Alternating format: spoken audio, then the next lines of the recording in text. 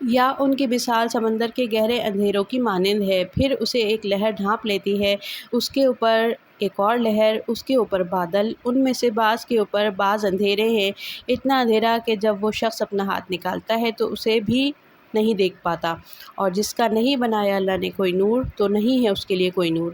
بہاریں اپنا سبق ختم کر چکی تھی، دور مرمرہ کی لہریں کناروں پر سر پٹک پٹک کر پلٹ رہی تھیں، واپس اپنے اندھیروں میں۔ کلاس کا وقت ختم ہوا تو سحر ٹوٹا، قندیلیں غائب ہو گئیں، صبح کی روشنی میں آسمان کے چراغ چھپ گئے، بچے اٹھ اٹھ کر جانے لگے۔ حلیمہ آنٹی اب ان کی طرف ہی آ رہی تھیں، مگر وہ اپنی جگہ سن سی بیٹھی، کہیں بہت اندر گم تھی، اپنی ذات کے اندھیروں میں۔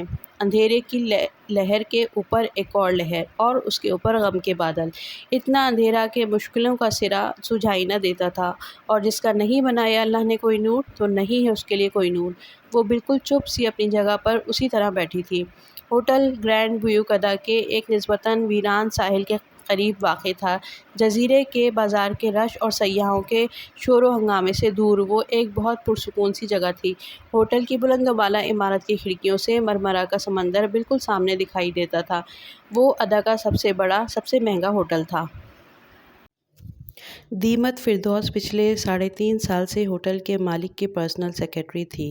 اس کا عہدہ 3.5 برس میں وہی رہا تھا، البتہ اس کا باس ایک دفعہ ضرور بدلا تھا، جب وہ تازہ ازمیر، ترکی کا ایک شہر، چھوڑ کر استنبول آئی تھی، اور کئی جگہ نوکری کے لیے دھکے کھانے کے بعد اسے استنبول سے دور اس جزیرے پہ یہ جاب ملی تھی۔ تب دیمت کا باس عبدالرحمن پاشا نہیں تھا، اس وقت وہ اس کے چھوٹے بھائی کی سیکرٹری تھی، مگر ان پچھلے 3 برسوں میں بہت کچھ بدلا تھا۔ اس نرم سی صبح میں اپنی ڈیسک کی کرسی سنبھالتے، پرس اتار کر میز پر رکھتے ہوئے وہ یہ بھی سوچ رہی تھی کہ ہوٹل گرینڈ اب بہت بدل گیا تھا۔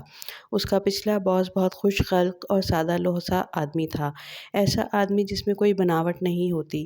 وہ ہوٹل کا مالک ہونے کے باوجود اکثر نیچے ریسٹورینٹ کے کچن میں کام کرتا پایا جاتا تھا۔ اس کے عام سے حلیے کو دیکھ کر کوئی نہیں کہہ سکتا تھا کہ یہ شخص بیوکدا کے رئیسوں میں سے ہے۔ پھر وقت بدلتا گیا۔ دیمت عبدالرحمن پاشا کو پہلے کبھی کبھار اور پھر اکثر ہوٹل میں اپنے بھائی کے ساتھ آتے دیکھتی رہی، یہاں تک کہ آہستہ آہستہ ہوٹل کا کنٹرول اور وہ آفس عبدالرحمن کی دسترس میں چلا گیا۔ عبدالرحمن پاشا نے کیسے سب کچھ اپنے قابو میں کیا کہ کوئی چوں بھی نہ کر سکا، اور اس کا بھائی کہاں چلا گیا وہ کبھی نہیں جان سکی تھی۔ وہ اس کی سیکرٹری ہو کر بھی اپنے اور اس کے درمیان موجود فاصلے کو نہیں پاٹ سکی تھی۔ اسے عبدالرحمن پاشا کے سوائے چھوٹے موٹے دفتری کاموں کے علاوہ کچھ بھی کرنے کو نہیں دیا جاتا تھا۔ کبھی کبھی دیمت کو شک گزرتا کہ ARP نے اپنی کوئی اور سیکرٹری رکھی ہوئی ہے جو اس کے معاملات سے باخبر ہوگی، ورنہ اس کے پاور آفس میں کیا ہوتا ہے وہ اس سے قطعاً بے خبر تھی۔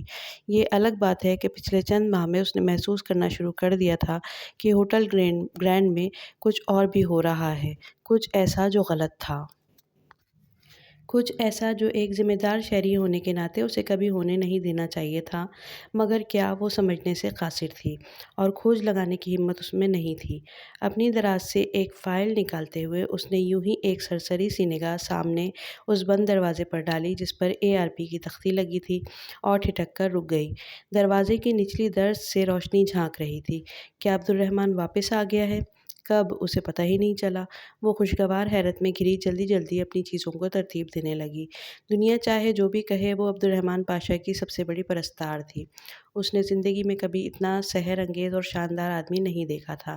بات ہینڈسم ہونے یا نہ ہونے کی نہیں تھی، بات اس وقار اور مقناطیسیت کی تھی جو اس آدمی کی شخصیت کا خاصہ تھی۔ اسی لمحے انٹرکام کی گھنٹی بجی۔ اس نے جلدی سے فون اٹھایا۔ یس سر، دیمت، برنگ می اے کافی، اپنے بھاری اور باروب انداز میں کہہ کر اس نے فون رکھ دیا تھا۔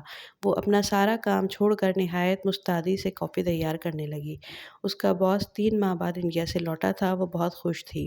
کافی کی ٹرے اٹھائے اس نے دروازہ ذرا سا بجا کر کھولا۔ عبدالرحمن پاشا کا آفس نہایت شاندار اور پرتعیش انداز میں آراستہ کیا گیا تھا۔ اپنی شیشے کی چمکتی سطح والی میز کے پیچھے ریوالونگ چیئر پر ٹیک لگا کر بیٹھا وہ کھڑکی سے باہر پرسوچ نگاہوں سے دیکھتے ہوئے سگریٹ لبوں میں دبائے ہوئے تھا۔ ہلکی ہلکی بڑھی شیو میں وہ پہلے سے زیادہ باوقار لگ رہا تھا۔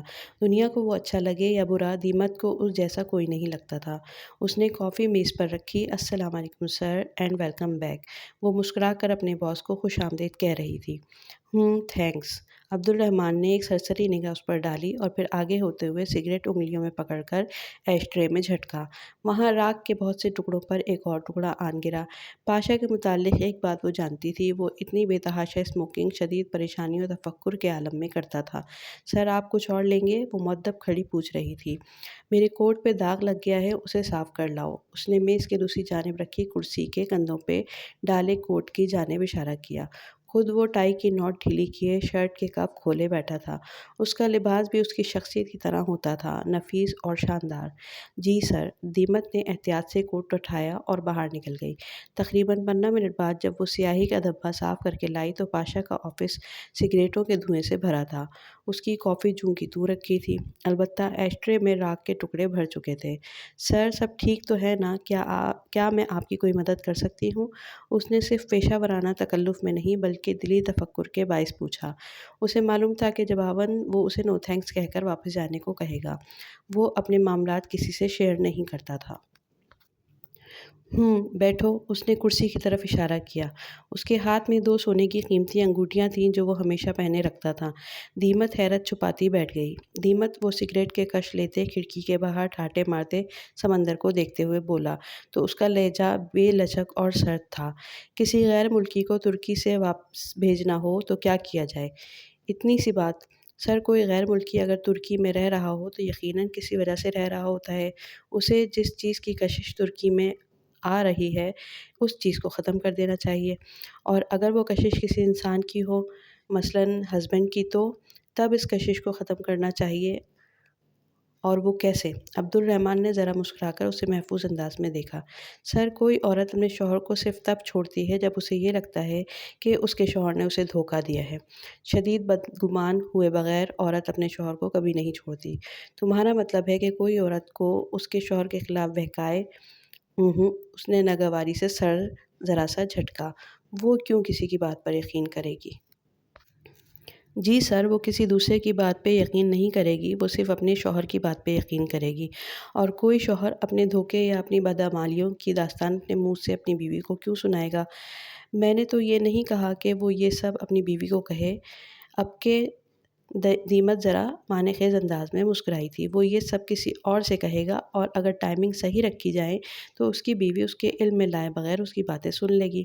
ایک معصوم سا اتفاق، بس بات ختم کر کے دیمت نے ذرا سے شانے اچکائے۔ عبد الرحمن کی آنکھوں میں ایک چمک در آئی۔ اس نے سگریٹ کا ٹکڑا ایش ٹرے میں پھینکا اور ذرا آگے ہو کر بیٹھا۔ مگر دیمت، کوئی آدمی کسی دوسرے کے بھی سامنے اپنے کسی بدعمل کا ذکر کیوں کرے گا؟ میں نے کہا نا سر، ٹائمنگ صحیح رکھی جائے تو سب ٹھیک رہے گا۔ وہ آدمی اپنے بدعمل کی داستان نہیں سنائے گا۔ وہ عمل کوئی بھی ہو سکتا ہے۔ بعض کام ایسے ہوتے ہیں جو کسی کو ہیرو بنا دیتے ہیں، لیکن اگر سیاق و سباق کے بغیر پیش کیے جائیں تو وہ ہیرو کو ولن بنا دیتے ہیں۔ عبد الرحمن پاشا کی مسکراہٹ گہری ہوتی چلی گئی۔ اس کے چہرے پہ چھائی فکر غائب ہو رہی تھی۔ دیمت، جو کام میں پچھلے 5 مہینوں میں نہیں کر سکا وہ تم نے 5 منٹ میں کر دکھایا۔ تھینک یو سو مچ۔ وہ واقعتاً اس کا بہت ممنون تھا۔